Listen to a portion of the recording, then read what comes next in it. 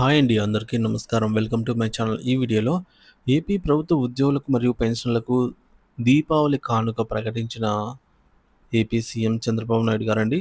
So, తక్షణమే ఒక DA అయితే ఇవ్వాలని నిర్ణయం తీసుకున్నారు. అలాగే ఇంకా తదితర నిర్ణయాలైతే తీసుకోవడం జరిగింది. సో, మరి ఈ యొక్క మంత్రి ఉపవర్గ సమావేశంలో భేటీ ద్వారా ఏ ఏ నిర్ణయాలకు ఆమోద ముద్ర పడింది, ఉద్యోగ పెన్షన్‌కి సంబంధించిన ఆ యొక్క దీపావళి శుభవార్త ఏంటి అనేది ఇప్పుడు మనం ఈ వీడియోలో తెలుసుకుందాము. వీడియో అయితే ఎక్కడ గాని స్కిప్ చేయకుండా ఎండ్ వరకు చూసేయండి. అప్పుడే ఇన్ఫర్మేషన్ పూర్తిగా అర్థమవుతుంది. అలాగే వీడియో చూస్తున్న ప్రతి ఒక్కరు వీడియోకి లైక్ చేయండి ఫ్రెండ్స్. ఈ వీడియోని తోటి ఉద్యోగ, పెన్షన్ మిత్రులతో అయితే షేర్ చేయండి. కొత్తగా మన ఛానల్‌ని చూస్తున్నవారు ఇంకా ఎవరైనా సబ్స్క్రైబ్ చేసుకోకుంటే వెంటనే మన ఛానల్‌ని సబ్స్క్రైబ్ చేసుకోండి. సో, దీని ద్వారా నేను చేసే లేటెస్ట్ వీడియోస్ అన్నీ మీ వరకు రీచ్ అవుతాయి. ఇక ఆలస్యం చేయకుండా వివరాల్లోకైతే వెళ్ళిపోదాము. ఫ్రెండ్స్, ఇక విషయానికొచ్చినట్లయితే సీఎం చంద్రబాబు నాయుడు గారైతే కొన్ని కీలక ప్రతిపాదనలైతే చేశారనమాట. సో, ఉద్యోగులకు, పెన్షన్‌లకు సంబంధించి కీలక నిర్ణయాలైతే తీసుకున్నారు. సో, మరి ఆయన తీసుకున్నటువంటి ఆ నిర్ణయాలేంటనేది సో, ఆయన మాటల్లోనే వినేద్దాము. వీడియోని ఖచ్చితంగా ఎండ్ వరకు చూసేయండి ఫ్రెండ్స్. ఈ ప్రభుత్వం మీతో ఉంటుంది. అందరికీ చేసినప్పుడు నేను ఎవ్వరిని కూడా అందరికంటే ముఖ్యంగా వీళ్ళు హుషారుగా ఉంటేనే నేను అనుకున్న పనులు కూడా సుజావుగా జరుగుతాయి. అందుకే పిలిపించి మార్నింగ్ అంతా కూడా మాట్లాడాం. మొన్నటి నుంచే మేము ఎక్సర్సైజ్ చేస్తున్నాం. మా ఫైనాన్స్ అయితే క్లియర్గా చెప్తున్నారు. చేతులు ఎత్తేసే పరిస్థితి వస్తే మీరు చేతులు ఎత్తేస్తే లాభం లేదు, ఏదైనా కానీ చేయాల్సిందే. అవసరమైతే ఎట్లా అడ్జస్ట్ చేయాలో చేద్దామని చెప్పి గట్టిగా మాట్లాడి మొత్తం అడ్జస్ట్ చేసుకుంటూ వచ్చి కొన్ని నిర్ణయాలు తీసుకున్నాం. ఆ నిర్ణయాల్లో ప్రధానంగా ఒక డిఏ ఇవ్వాలని నిర్ణయం చేశాం. నవంబర్ 1 నుంచి ఇంకొక 10 రోజులు ఉంది. నవంబర్ 1 అకౌంట్లో అడ్జస్ట్ చేసి ఈ ఒక డిఏ ఇస్తాం. ఈ డిఏ నెలవారీగా 160 crores అవుతుంది. అది ఫస్ట్ ఫేజ్, అది క్లియర్ చేస్తాం. అదే సమయంలో ఇంకొక పక్క టీచర్స్ వీళ్ళందరూ ఉన్నారు, ఇప్పుడు ఇవ్వలేకపోతున్నాం. ఎర్న్ లీవ్ కూడా పోలీసులకు మాత్రం ఒక 1 ఇన్స్టాల్మెంట్ క్లియర్ చేస్తాం.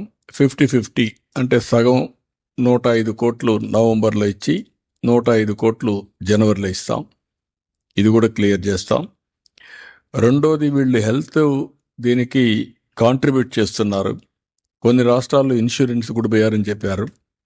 ఒక 60 డేస్లో ఇదే క్యాబినెట్ పనిచేస్తూ 60 డేస్ లోపల సిస్టమ్స్ అన్ని స్ట్రీమ్లైన్ చేసి మెరుగైన విధానం తీసుకొచ్చి ఏ ఎంప్లాయీ కూడా ఇబ్బంది లేకుండా రియల్ టైంలో హెల్త్ బాగాలేనప్పుడు క్లియర్ చేసుకునే విధంగా దానికి కూడా తీసుకొస్తాం.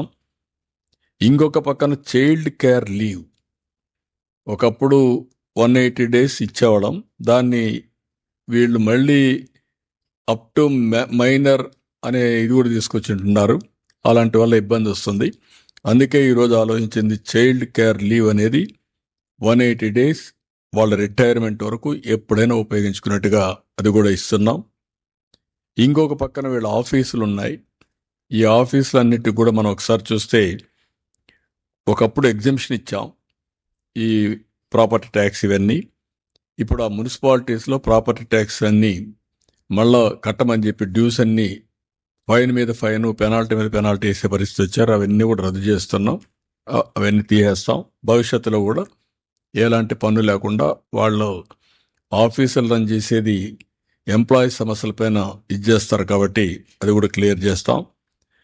ఇంకొక పక్కన ఏదైతే ఆర్టీసీ ఎంప్లాయీస్కి అందరికీ ప్రమోషన్ ఒకటి పెండింగ్ ఉంది, ఆ ప్రమోషన్ కూడా క్లియర్ చేస్తున్నాం. మండేకి అది కూడా ఈ యొక్క దీపావళిలో అది కూడా క్లియర్ చేస్తాం. ఇది కాకుండా ఇంకొక పక్కన నామన్ క్లేచర్స్ అని ప్యూను, వాచ్మ్యాన్, అటెండరు, తర్వాత జూనియర్ అసిస్టెంట్ అని, ఇలాంటి ప్లంబర్ అని, ఇలాంటి పోస్టులన్నీ ఉన్నాయి. అవన్నీ మార్చి గౌరవప్రదంగా ఉండేట్టుగా టైటిల్స్ అన్నీ కూడా వీళ్ళు కూడా కొన్ని వాళ్ళ డిపార్ట్మెంట్లో వాళ్ళు తీసుకొస్తే రీడిసిగ్నేషన్ ఆఫ్ ఆల్ పోస్టులకి ఎట్లా చేయాలని చేసేదానికి అది కూడా శ్రీకారం చుడతాం. ఇవి కాకుండా కొన్ని విషయాలు ఇంకా కూడా కొన్ని ఉన్నాయి. అవి ఒకటి పిఆర్సి. వాళ్ళందరూ అడుగుతున్నారు, కానీ నాకు వదిలిపెట్టమని చెప్పాను. ఎందుకంటే నాకు వెసులుబాటు వస్తే పిఆర్సి ఇవ్వడం మ్యాటర్ ఆఫ్ డేస్. కూర్చొని పెడతాం, మాట్లాడుకుంటాం, సుముఖంగా చేస్తాం. అది పెద్ద ఇష్యూ కాదు. అందుకని కొంచెం టైం తీసుకుని అది కూడా చేస్తానని చెప్పాను. అదే సమయంలో సుప్రీంకోర్టు ఏదైతే ఒక డెసిషన్ ఇచ్చారో ఆ డెసిషను అప్పటికి సిపిఎస్ విషయంలో 2004 కంటే ముందు నోటిఫికేషన్ ఇచ్చుంటే ఆ రిక్రూట్మెంట్ ఇచ్చిన వాళ్ళకి మాత్రం అదే వర్తించాలి, సిపిఎస్ వర్తించాలని చెప్పేసి, మన ఓపీఎస్ వర్తించాలని పెట్టారు. అది కొంచెం ఒక సమస్య ఉంది. మన వాళ్ళు డిస్కస్ చేసి అది కూడా ఏ విధంగా చేయాలో చేస్తారు.